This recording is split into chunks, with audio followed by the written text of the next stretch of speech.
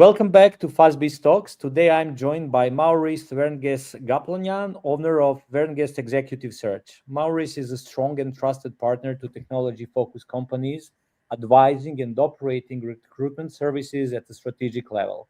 He supports C-level and HR executives in recruiting the best talent and leaders. His approach is individual, flexible, and high-level. He partners on strategy, not just delivery of CVs.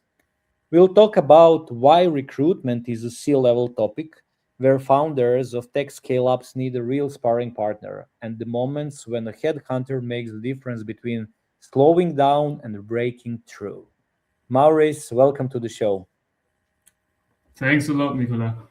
Nice to meet you. So nice to meet you as well, like officially in in this podcast. So I would like to start with the first question is, can you, for listeners new to your work, can you give us like 60, 90-second overview what your company does and where do you create the most impact today? Yes, for sure. So, as a recruitment partner, I mainly support C-level executives and HR decision makers in recruiting for key account and management positions, mostly in a salary range between 80 and 250K. And what are my clients? So, my typical clients are innovative medium-sized companies in the industrial, energy, IT, and software sectors. And more recently, over the last years, increasingly tech-driven startups and scale-ups in Germany and Europe. That's amazing. I would like to know also about the flagship support for C-level and HR. Like when a CEO or CHRO calls you, what usually triggers the search, and how do you structure the first, let's say, 2 to 3 weeks so the mandate starts well?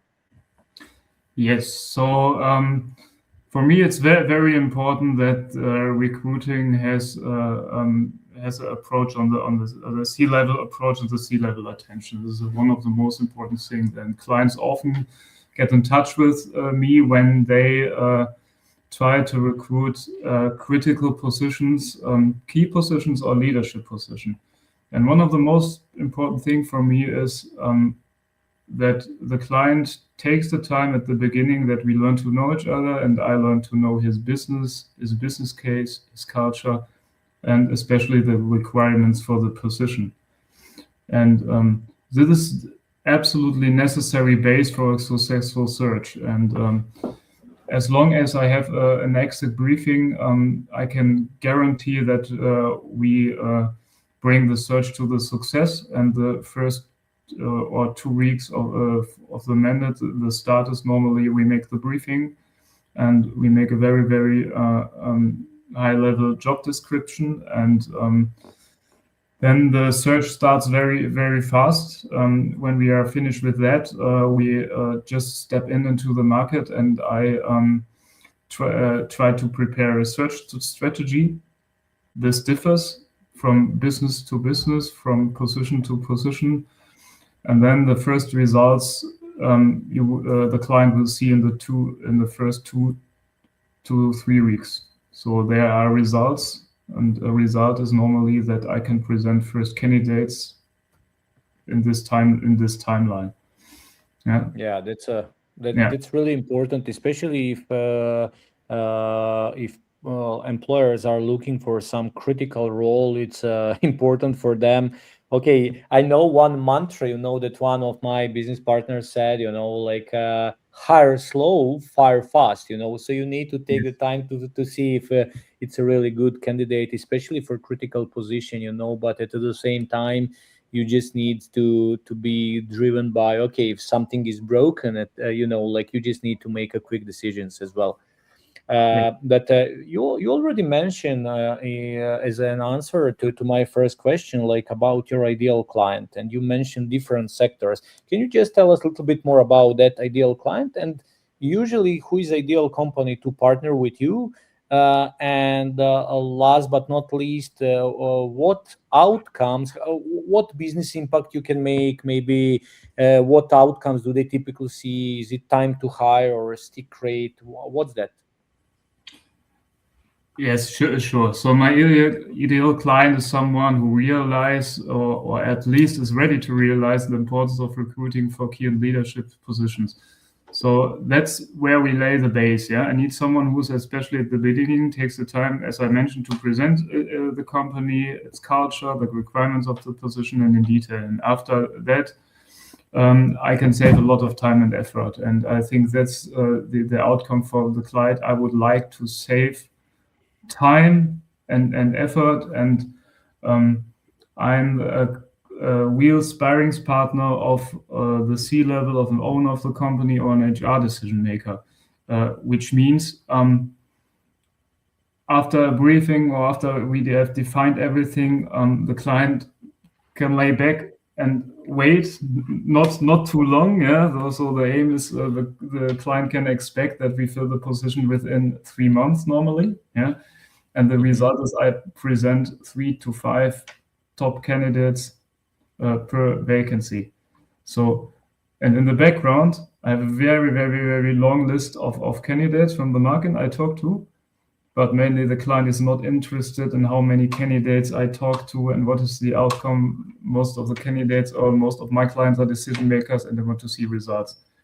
And this is exactly what is worth for the clients to work with me as a headhunter, because for me it's important that we trust each other and the client can expect that he will get a result. And I think this is important. So I'm not sending over 20 or 25 CVs and the client saying, "Oh, Maurice, 20 CVs are not a match for this position. Did you understand right?" So this is nothing. This never happens because this is not my understanding as a headhunter. So I'm not a CV seller or a CV delivery company. So I'm a real partner and I'm a consultant. I have to advise clients. Yeah, you made actually a nice intro about my next question, which is high level partnership. I know you stress working at high level, not just operating and delivering CVs, like you mentioned a couple of times already. So, what does that look like in practice during intake, calibration, and decision making? And I loved what you said is that you try to understand the business itself, and you also try to understand what maybe challenges they have and everything else, and then can you tell us more about that, how that looks like in practice?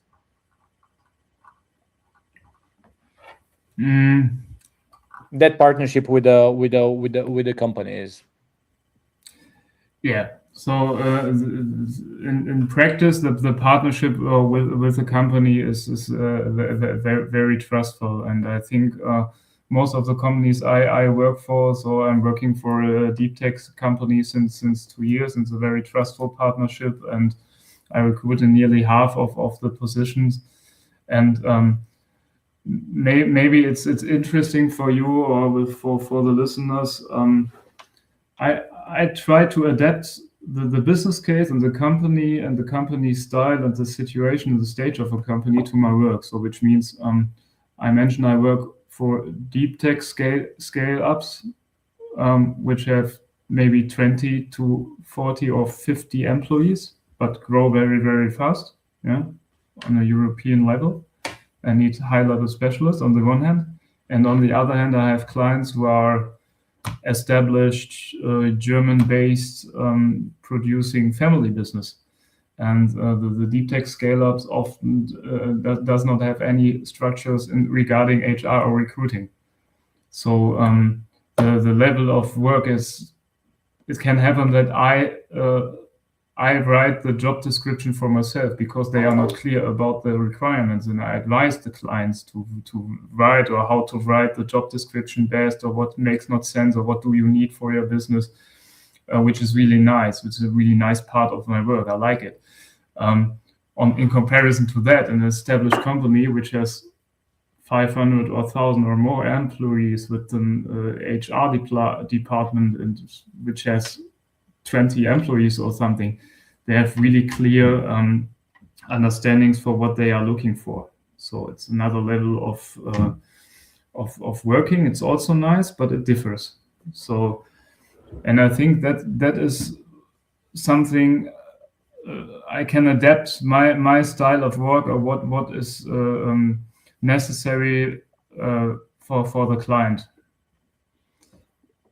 I see. I see. Don't know if this answers your question. Basically, yes, but it will a little bit more clarify. You know, when we cover the next question, I know that you say that we need a mind shift, and basically that C-level or founders somehow needs to have that to own recruitment strategy. So the next question for me would be like, why should the board, founders, and C levels own recruitment strategy, and how does that change speed, quality, and accountability? And I would ask sub question like. Is that recruitment strategy changed over the time? I don't believe it's hard coded in the stone, and for the next 3 years it is like that. And I believe it adapts to time, challenges, the market, industry, and everything else. So yeah, like let's start with this. Why they should own recruitment strategy, and how does that change speed, quality, and accountability? Yes, very, very good and useful question. So I think at first it's very, very important that a company has a recruitment strategy. It sounds kind of funny, yeah, because normally a company should have a recruitment strategy. But I often observe that companies lack of a current concept regarding who is responsible for recruiting and which position should be filled internally by in-house recruiting or network, and which should be filled by experienced headhunters. And I think normally when you have an established company and an established structure, you have to make or buy decision, yeah, and you have to analyze exactly, okay, what are my recruitment efforts, and which makes sense to make it with in-house recruiting, and which makes sense to outsource it to an external experienced headhunter. And this is very, very important because of speed, which is one of the most important facts in recruiting, especially when you are looking in rare candidate markets, and in quality. Even in quality, because sometimes a headhunter has another experience than your in-house recruiting. And for me, I often see a lack of relevance in recruiting still, and recruiting, especially for key and management position, must be a top priority.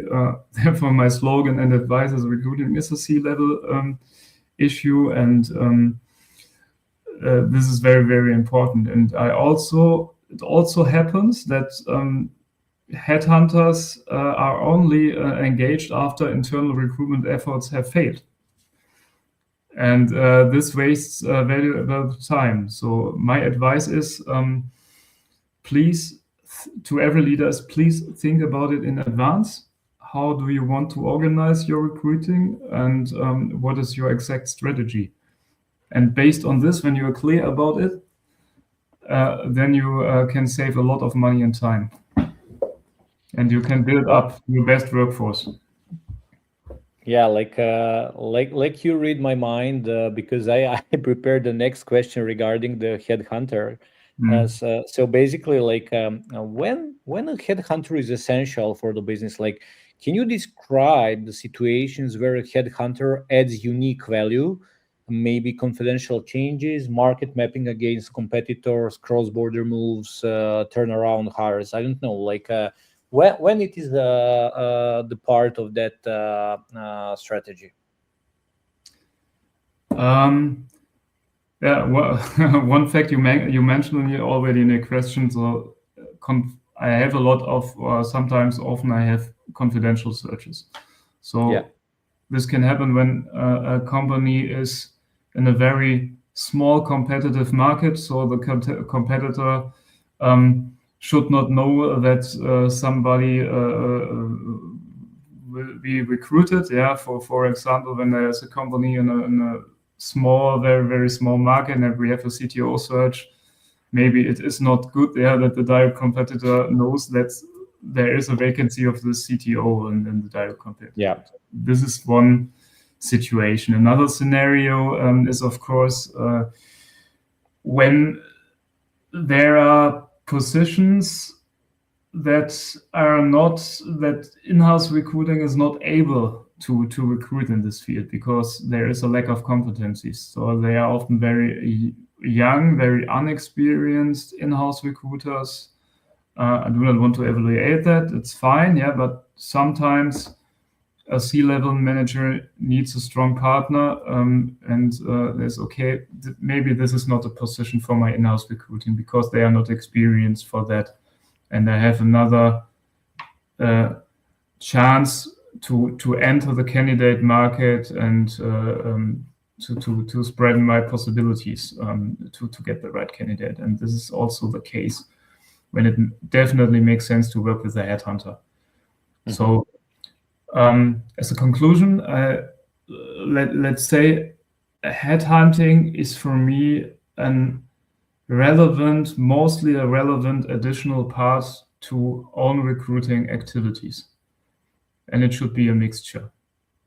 Yeah. And I'll also say at the same time, when you are a established company, and you are only working with headhunters, I think this also doesn't make sense. Yeah. So you need your own competencies in recruiting, and you need a partner. And I think you must find a kind of healthy mix, yeah, based on your recruiting strategy. Yeah. So recruiting strategy is the core of every business, and then based on that, you can always align with it. But you mentioned something really interesting, and basically I experienced that as a case many times. So let's talk about confidential and sensitive mandates. So, like, what safeguard and processes keep that discretion, data protection, brand reputation? Because, like, as you said, like, if you have like two competitors on the market, even if it's the market, let's take the DACH region, for example, it's the same speaking market, probably companies know each other, and then somebody, I don't know, fundraise 100 million in some deep tech industry, and they would like to get competitor CTO, and they approach to you. I'm just giving examples, or somebody else, and then I don't want to wear the shoes of the company who is, how to say, owns CTO that some competitor with 100 million plus funds would like to poach. So how you can keep that, and even you need to speak with the candidate, you need to offer let's consider you are not working for competitors, so you don't have that non-compete clause, but what safeguards and processes keep discretion? Simple question. Yes, simple, but definitely very relevant question. Yes. I think this is a very, very relevant part of the briefing. So regarding the grade of the confidence, yeah, on the search. When I speak to candidates, yeah, of course, most of the candidates nowadays, especially nowadays, would like to have very, very much information about the companies before they answer. So you have to have good feeling for it, how much information you can give on the one hand, and you have to clarify the chance and make it high that the candidate will answer you. So and I think this is something about experience, and I have a very, very high response rate. And on the one hand, and on the other hand, I can guarantee my client that I keep this discretion, and this is absolutely standard part of my role. Yeah, and I can ensure that. And normally, when a search is confidential, my approach is very, very sensitive. And I try to give the candidate all the content of the role which is needed. And I know, based on my experience, what the candidates need, yeah, to answer. And as soon as the candidate, or can ensure that the candidate has a real interest at the role, then I can give more and more information. I see. Yeah. The reason why I asked this is because, like, in let's say if we talk about my country, especially my city, like where I live in Novi Sad, it was, I think still it is the one of the number one or number two tech center, at least in this region, not just Serbia, but maybe Balkan countries. We have great faculty of technical sciences. We have great, let's say, industry and a lot of amazing engineers. And since there are a lot of tech companies, either they are outsourcing and consulting companies, or it's like some startup companies. And if you're the founder, you know other founders. So sometimes it comes that you know some of engineers that can apply to one of your job positions. They're from competitor company, and their founders play, for example, basketball with you. So sometimes it's really hard to keep that confidentiality, between the let's say engineer who applied for your open job position that is publicly staying on your LinkedIn and your job listing page on your website. And then on another hand, you know the founders of which are at the same time either your competitor, but at the same time and friends and basketball teammates. And sometimes it's a tricky, like especially if we see that candidate is not a good fit. Sometimes I just say, like you guys should like take care of the people that are crucial to you. And usually I don't employ without knowing. So let's say if that candidate is shortlisted with us, sometimes I just need to declare, because I don't want to ruin that strategic partnership or friendship or anything else. But I believe that playing the game on the much higher role when more money is involved, and when some competitors that their founders don't know each other, is completely different type of the game. And like me as non-recruiting company, just software dev company, when I have some candidates from competitor, it's even not so great feeling, right? But I can imagine you who need to deal with the both ends. So, but anyhow, that's the probably part of the work. Yes. Yeah. So I would like to.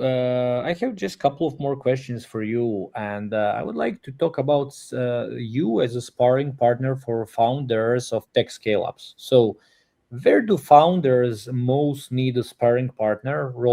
Is it role definition, maybe success profile, compensation design, stakeholder alignment? So where they need the most help, and I believe you are going back and forth. Especially, you told me that you need to deep dive into their business model and everything else.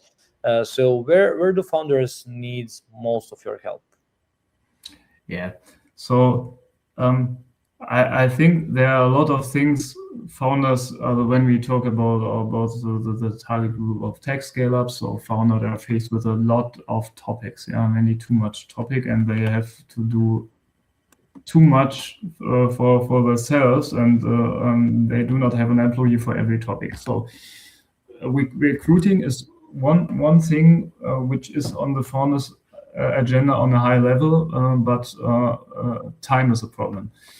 And my support is in recruiting and in advising in recruiting topics. So I'm not an HR payroll or compensation expert. So I'm not an expert in deep legal topics, and I'm not an expert in financials or in raising capital. But I know the topics which founders are confronted with. And when founders have other topics than recruiting topics, so that it depends on the stage of the company. So when the company is on a very, very early stage, recruiting is not a prioritized topic, and it comes later.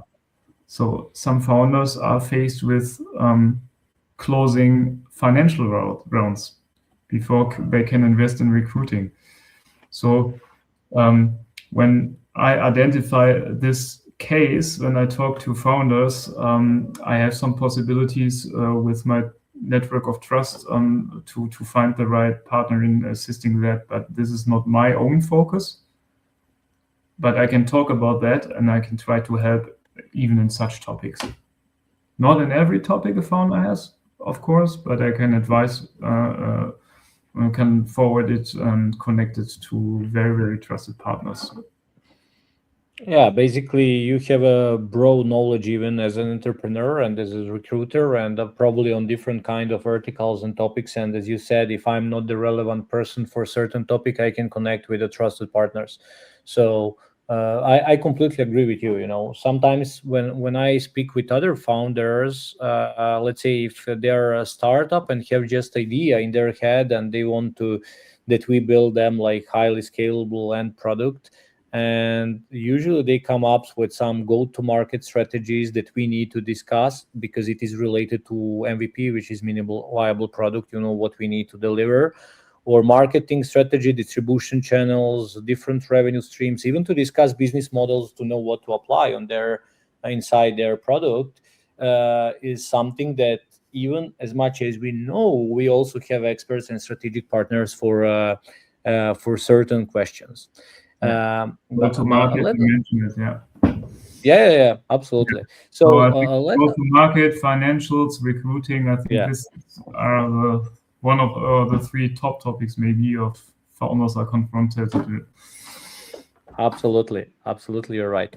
So can you tell me if we talk about cross-border, or let's take DACH region, so Germany, Austria, and Switzerland, and DACH lessons, let's call like that. So what have you learned about compensation norms, notice periods, maybe relocation, cultural fit when hiring across Germany, Austria, and Switzerland and beyond?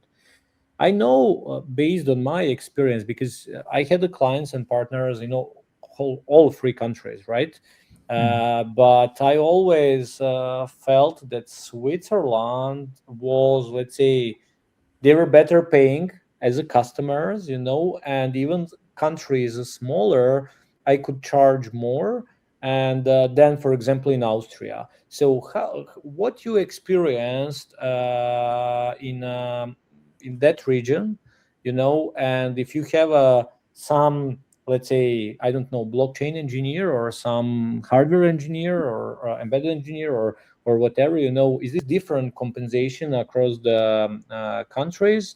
At the end of the day, even if it's remote job, I always like to try price per value. What value I bring you on the table as a company or as individual, if I'm able to solve your problem and how fast I can solve it. So, if we talk about some fairness, if I deliver from Serbia or from Swiss or from US, and if I solve your problem, why I should get less amount of money? And what's the situation if we talk about, let's take example, engineers and free countries? Yes, good question. I have, of course, I have experience in this topic, and from my German perspective, due to the fact we have a lack of candidates, especially in some searches I have. Imagine I work for a deep tech company in the nuclear sector. You know what happened in the nuclear sector in Germany? Yeah. There are nearly no candidates who have the competencies, so I have to look up in other countries, which is Italy, Sweden, France, Switzerland, and I speak to a lot of candidates there, and from different levels.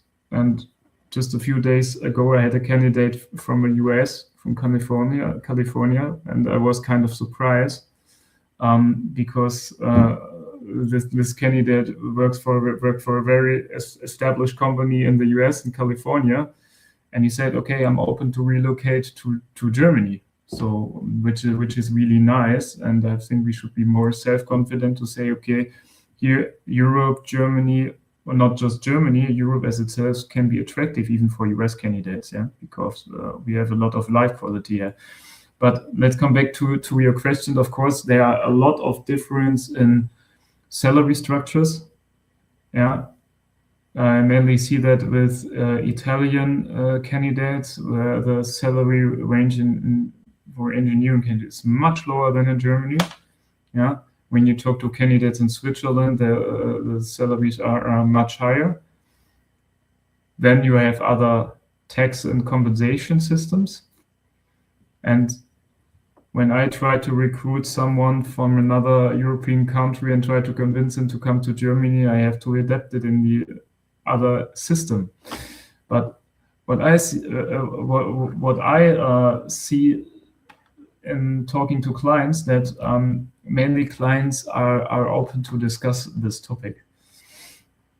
Yeah, and they're open to talk about it and say, okay, let's see it as a whole, and let's look.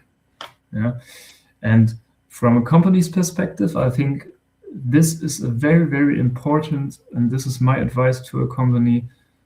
You should be open to look all over Europe and try to enable your company that candidates can work remotely.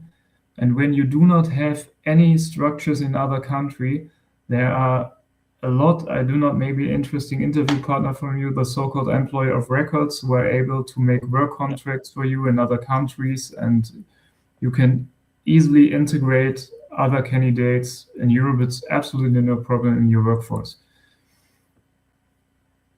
I see. Because you have to look over the borders, especially when you like to scale up your deep tech company. I agree with you. Yeah, like maybe I was looking at from a different perspective, as let's say software development company founder, Yeah, you are used and to. yeah, and Yeah. then like maybe my relationships was more B2B. Like if you have a, I don't know, deep tech company who is looking for something, I don't sell them one engineer. I sell them consulting plus development services. Just giving an example, and then like then in that case they pay maybe premium price for to getting the whole team onboarded to some certain part of their project.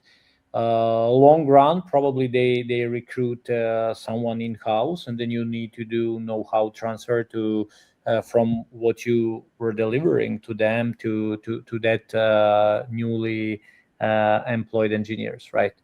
But when I what I was telling you, like when I change the structure, it's not price per hour, it's not monthly fixed amount per month. I like to structure that as a price per value. What Mm. value we bring on the table for your problem and for your product. And that's a little bit harder to sell, if you ask me, Mm. because you also, what I need in that case, what you are doing and creating the recruitment strategy with them, you need to understand their business model, their technology, and everything else. I need to do the same, let's call it due diligence of their business, Mm. and then see how we can impact, of course, on a positive way their business if we deliver our technology or our experience, and especially if we deliver in a shorter period of time than if they are waiting for anything. So only 2 times in my career I was able to sell deal that way, and results were amazing. But I needed to deep dive. It was easier to work with the startups, to be honest, because like they know exact roadmap. Okay, now I did a fundraising, I have 1 million in the bank account, for example. This is a roadmap. If we achieve here in the next, let's say, 6 months, we'll get another 2 million from the same investor. Mhm. And Yeah. then my question always is, okay, what if we over deliver functionalities in the period of 4 months, not 6 months? And he Mm. say, okay, we will put that clause in fund raising agreement with that investors, and maybe they will get more money and so on. Of course, it is not related just with technology. It is related with go-to-market strategy, marketing, sales, traction that they will show on in a certain period of time. But I'm just sharing my experience in the tech world Mm. and price per value business model. Yeah, like Uh, the price per value. Yeah. yeah, and as I said, it's hard, but okay. So I have two more questions for you. Okay. I promised it's a easier one. So if a CEO needs to land the key leader this quarter, so they have like 2 months more, what three steps should they take now to reduce risk and improve the odds of a successful hire? Your advice. Okay. reduce risk, work with a trustful, specialized headhunter to discuss the content and the approach of the critical search. Maybe before talking to headhunter, be clear what you are looking for and if it's realistic to find in the market. If not, you can work a lot in advance and adapt requirements. Yeah. And last but not least, do not wait too long if it's critical. Maybe this is the third advice. I agree with you, and thank you for sharing these free advices. And last but not least, like for leaders who wants a strategic partner at high level, what is the best way to reach you and contact you or your company? So in general, quite a flexible for if somebody wants to reach out. But mainly my main contact is LinkedIn. Yeah, LinkedIn is always good, and I like it because you can see my track record, some recommendations, some postings and content, what I published there. But of course, you can get in touch with me via email. Can look at my website. So in general, there are several ways, and I'm sure that you will find me. Okay, so we will be free, if you agree, to put your LinkedIn profile, your website, and everything in the description of this video when we upload it. So people can just click on the link and find your LinkedIn profile, connect with you, and same thing with the website as well. So, okay, like I really appreciate your time and thank you for a clear view of executive search as a C-level discipline, let's call like that. So your focus on high-level partnership, success profiles, and confidential execution shows what good looks like. And to everyone listening, if you're a technology-focused company, let's say deep tech, like we mentioned, and you want someone who works at strategic depth, take a look at what Maurice does with his company. So until next time, threat leadership hiring as a board level priority.